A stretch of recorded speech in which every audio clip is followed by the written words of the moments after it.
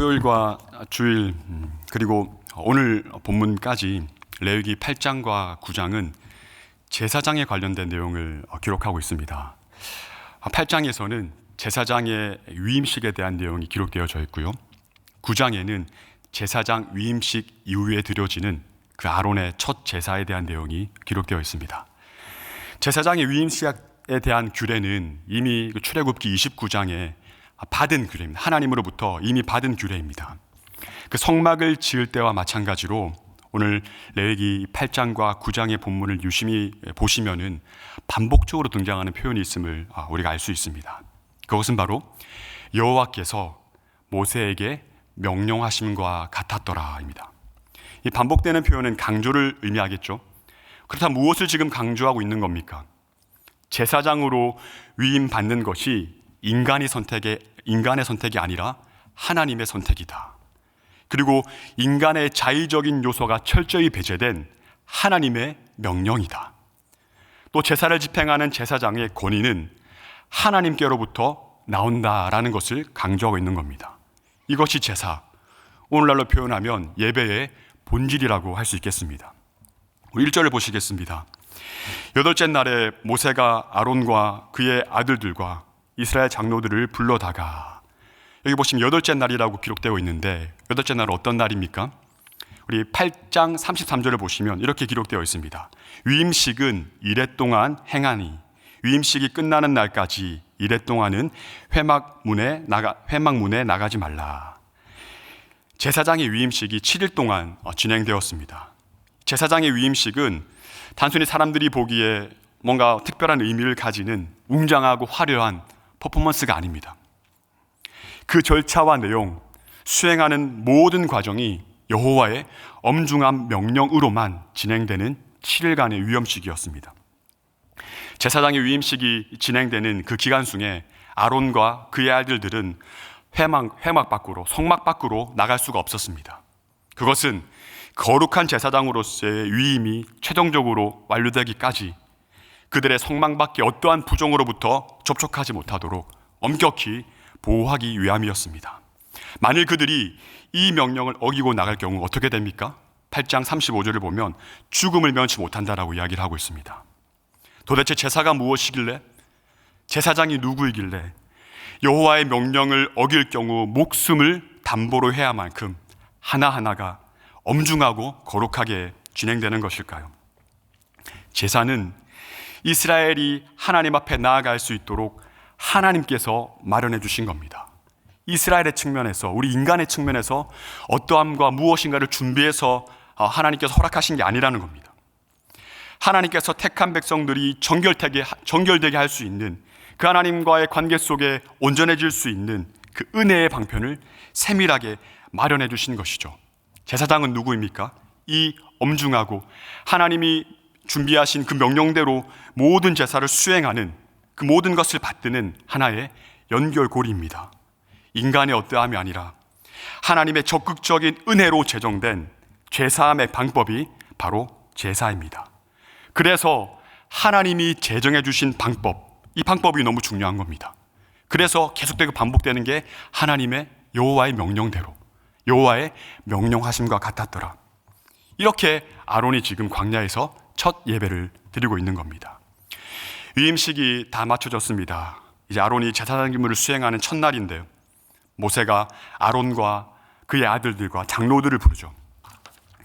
모세가 왜 장로들까지 불렀을까요? 두 가지 이유가 있습니다. 첫 번째는 그들이 이스라엘 지파를 대표하는 사람들이었고 예물을 직접 가져오는 역할을 감당했습니다. 그리고 두 번째로는 그들로 하여금, 그 대표하는 장로들로 하여금 이 아론의 제사장직에 대한 증인이 되기 위해서입니다. 이어서 모세가 아론에게 말합니다. 2절입니다.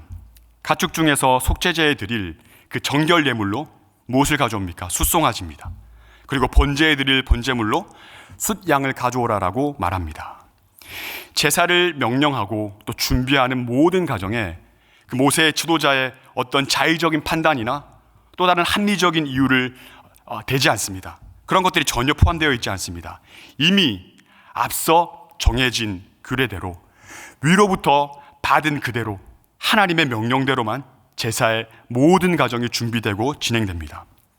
본문 2절과 4절을 보면 모세는 아론에게 속죄제, 번제, 화목제, 소제의 순서대로 준비할 것을 명령하죠.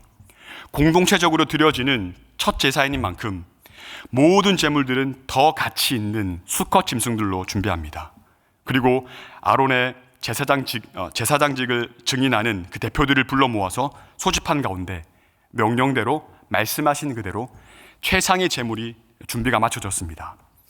제사를 위한 소집과 준비가 마쳐진과 동시에 제사의 목적을 성경은 의도적으로 분명하게 이야기를 합니다. 4절 후반절을 한번 보시겠습니다.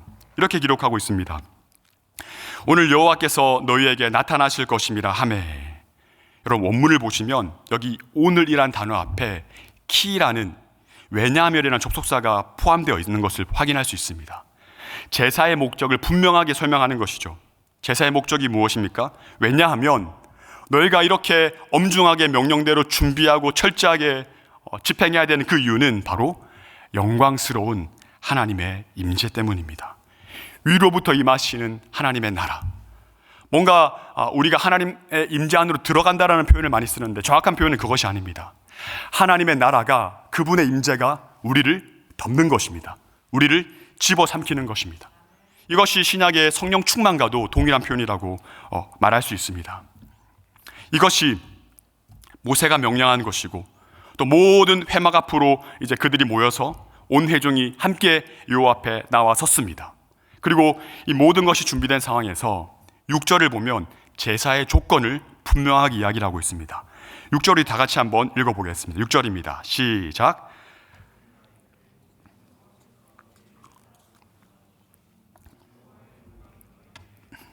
아멘.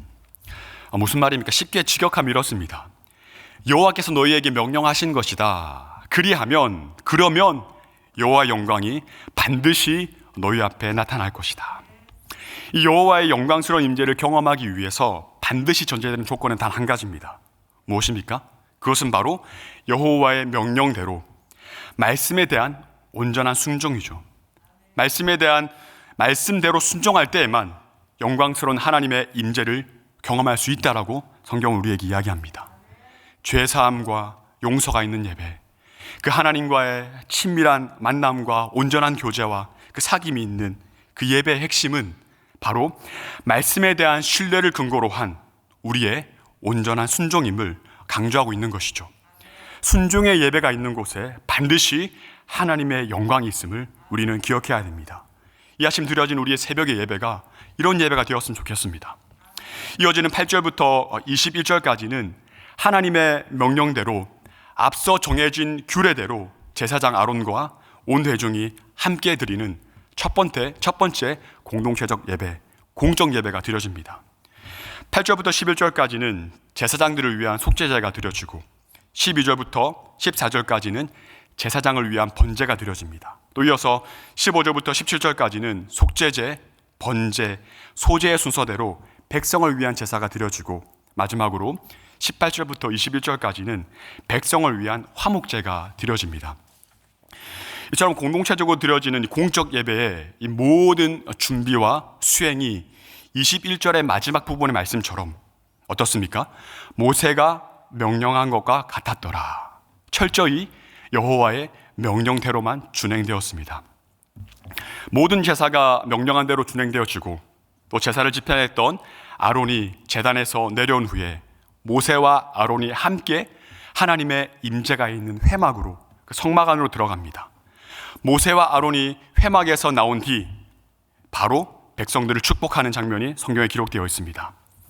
그때 모세의 약속대로, 모세가 약속한 그대로 하나님의 말씀대로 여호와의 영광이 나타났고 하늘로부터 불이 내려와서 제단 위에서 타고 있던 모든 제물들을 순식간에 태워버립니다. 바로 눈앞에서 실제로 드러난 하나님의 영광 앞에, 하나님의 임재 앞에, 영광스러운 그 하나님의 임재 앞에 백성들은 어떻게 반응합니까? 소리를 질렀다, 엎드러졌다라고 이야기를 하고 있습니다. 이 소리를 지르다라고 이제 번역된 이 하난이라는 히브리 동사는 마치 뭔가 두려워서 깜짝 놀라서 뭔가 이렇게 두려움에 이렇게 소리친 것이 아닙니다. 기쁨의 환호성을 지르다, 기쁨의 함성을 지르다라는 의미입니다. 기쁨의 환호성인 것이죠. 하나님의 임재가 임하자, 하나님의 영광스러운 임재가 임하자 그들은 기쁨으로 반응했습니다. 그리고 백성들은 땅에 얼굴을 받고 엎드렸다라고 이야기를 하고 있습니다. 그것은 무엇입니까? 이 하나님의 임재에 대한 온전한 경외심으로 반응한 것이죠. 여호와의 명령대로 오직 그분의 말씀대로 순종하여 드려진 첫 번째 이 공적 제사에 참여한 백성들의 반응은 두 가지입니다. 무엇입니까? 기쁨과 경외입니다. 우리가 매번 드려지는 예배 또한 늘 우리의 반응은, 합당한 반응은, 예배자로 나온 우리의 합당한 반응은 무엇이어야 됩니까? 바로 기쁨과 경외입니다.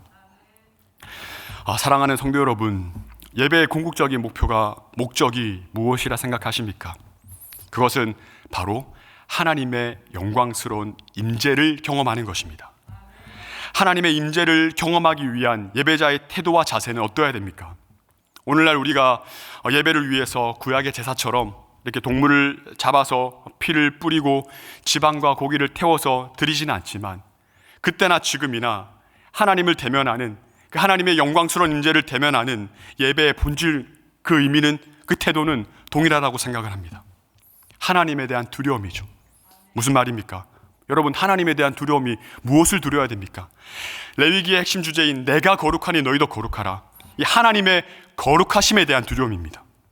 그리고 하나님에 대한 경외심, 하나님에 대한 전인격적인, 나의 전존재적인 내 삶의 모든 것을 건 그분을 향한 존경과 경외, 그리고 마지막으로 하나님에 대한 겸손, 즉 예물과 함께 드리는, 여러분, 예물은 무엇을 의미합니까? 우리의 노력과 우리의 피와 땀이 섞인 우리의 삶을 의미하는 겁니다. 우리의 삶이 함께 드려지는 예배. 오늘 이 새벽 고단한 우리의 몸을 일으켜 하나님의 임재가 있는 예배 자리에 머무시는 그 의미와 그 중심과 태도는 여러분 어떠합니까? 하나님을 향한 어떠한 의미도 내용도 없이 그저 습관처럼 와서 앉아있지는 않은지 한번 우리 스스로 우리의 중심 한번 돌아보시고 준비된 마음과 태도를 가지고 영광스러운 하나님의 임재를 경험하는 그런 은혜가 있기를 간절히 소원합니다. 하나님의 영광스러운 임재를 경험하지 못하는 예배라면 우리가 아무리 새벽을 깨우고 아무리 우리의 삶을 들여 주님 앞에 나왔다 할지라도 우리의 영혼은 조금도 요동하지 않고 우리의 영혼은 살아날 수도, 어떠한 회복의 은혜도 경험할 수 없음을 기억해야 합니다. 오늘 하루도 우리의 일상 가운데 임하실 하나님의 영광과 그분의 임재를 기대하며 오직 여호와의 말씀에 전적으로 순종하는 방식으로, 또 두려움과 경외와 겸손으로 우리의 삶을 나아가시는 저와 여러분 되시길 주님의 이름으로 축복합니다. 이 시간 주신 말씀 붙잡고 또 우리의 간절한 기도의 제목들이 있습니다. 또 이 민족, 또 이 나라, 그리고 전 세계와 또 신음하고 있는 영혼들을 위해서, 또 우리가 오늘 일상 가운데 마주할 한 영혼 한 영혼을 위해서, 또 우리 사랑하는 공동체의 지체들과 또 아파하고 신음하고 있는 우리 귀한 영혼들 없는지, 또 하나님 마음에 주시는 그 뜻을 품고 함께 합심하여 또 기도하며 우리 일상으로 나아가도록 하겠습니다. 기도하겠습니다. 살아계신 하나님, 은혜를 감사합니다. 이 시간